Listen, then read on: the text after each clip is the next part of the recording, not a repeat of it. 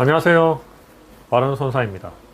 오늘은 공인중개사 합격 후에 8대 전문직 중 어떤 자격증을 따는 게 좋은지 추천을 좀 해달라고 하는 댓글이 많아가지고 그거에 대해서 얘기해 보도록 하겠습니다. 그 전에 제가 행정사 자격도 가지고 있어서인지 태클 거는 댓글이 많아서 하나하나 태클에 응해 드리고 오늘 주제를 진행하겠습니다. 첫째, 행정사 이거 육군 대위 전역하면 그냥 시험 안 보고 주던데? 그래서 뭐 어쩌라고요? 정확한 팩트는 지금은 법 개정되어서 그냥 안 줍니다. 그리고 다른 전문직 자격 시험도 일정 직급 이상 일정 기간 근무를 하면 1차 면제를 해주던가 2차 과목 부분 면제를 해줍니다. 그리고 육군 대위는 뭐 아무나 합니까? 학사 장교를 하든 학군단을 가든 육사를 가든 그것도 쉽지 않은 일입니다.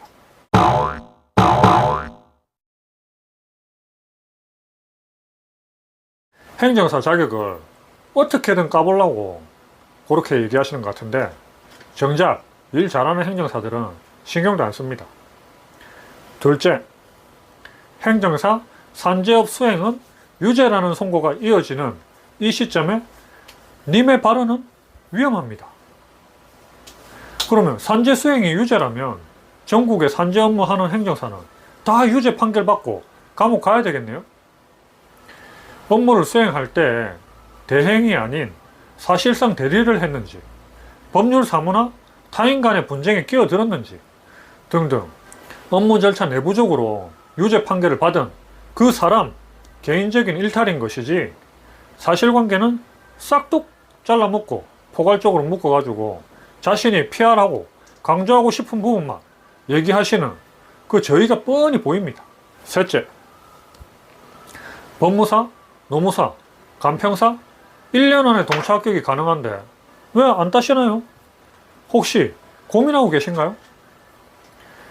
이러신 분들은 영상을 제대로 보지도 않고 제목만 보고 그냥 단 댓글이 확실합니다. 저는 분명 영상에서 평균적인 수험 기간을 절반 이상 단축시켜 줄 수 있다고 했거든요. 그리고 제가 따고 싶으면 알아서 딸 거니까 걱정하지 않으셔도 됩니다. 넷째, 행정사와 8대 전문직은 그 시험 방식은 유사할 수 있으나 난이도가 비교 불가입니다. 답안지 디테일만 봐도 달라요. 섣불리 상위시험 합격 언급하는 건 앞뒤가 맞지 않습니다. 그러면 법무사나 평가사 하시지 왜 행정사를? 저하고 무슨 장난하세요? 뭐가 난이도가 비교 불가입니까? 사법시험하고 비교를 하는 것도 아니고 법무사, 노무사, 행정고시 문제 다 풀어봤습니다. 대동소이합니다. 한마디로 그놈이 그놈입니다. 나오는 쟁점 딱 정해져 있고 사례 보고 쟁점 추출하고 일반론 적시하고 판례에 따라서 사례 풀어주는 거 똑같습니다. 다만 8대는 평균 수입이 높다고 대중에게 알려지다 보니까 경쟁률이 높으니까 합격률이 떨어지는 거죠. 그런 부분은 상세한 판례 현출과 깨알같은 법조문 적시, 구체적인 사례 적용으로 커버 가능합니다. 절대로 공부 방식이 다른 게 아닙니다. 사법시험 공부 방식하고 8대 전문직 공부 방식이 다른가요? 그냥 객관식 시험은 객관식 시험 공부 방법, 서술형은 서술형 시험 공부 방법, 그걸로 접근하면 됩니다.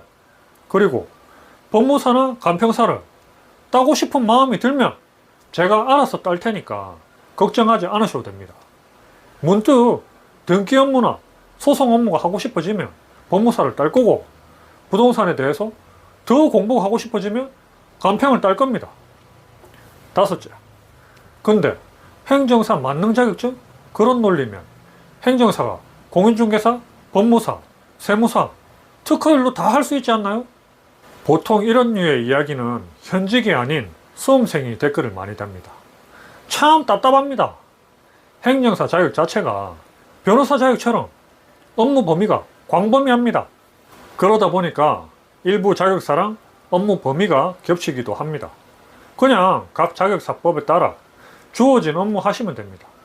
그러다 주제 넘게 욕심 부리다가 경계로 요래 딱 넘어가면 법에 따라 처벌받는 겁니다. 변호사를 제외한 모든 자격사에 내재한 한계입니다.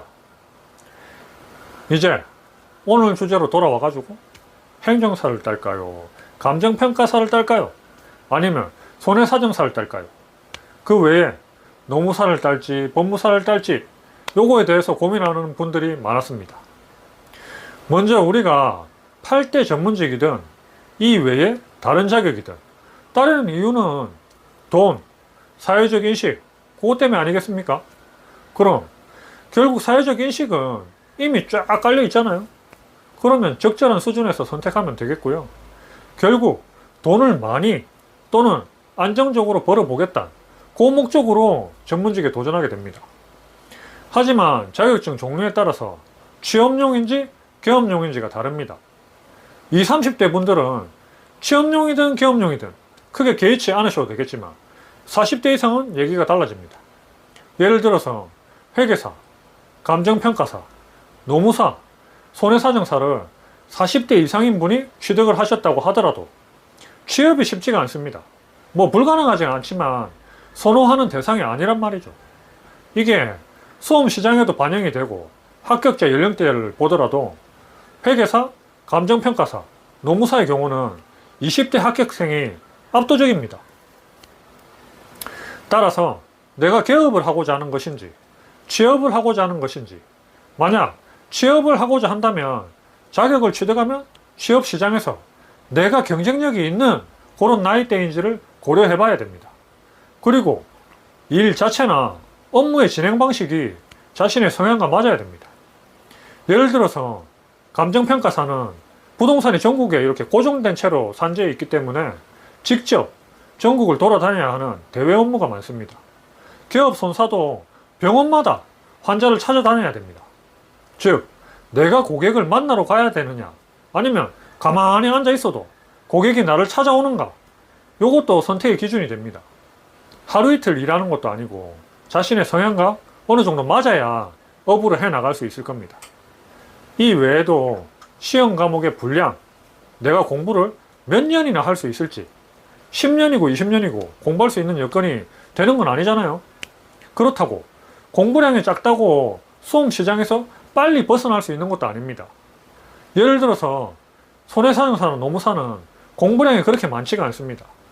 하지만 노무사의 경우는 20대 응시생과 경쟁률이 높고 플러스 표점제로 운영이 되기 때문에 평균 1점 내지 2점 차이로 7년 만에 합격한 친구도 봤습니다.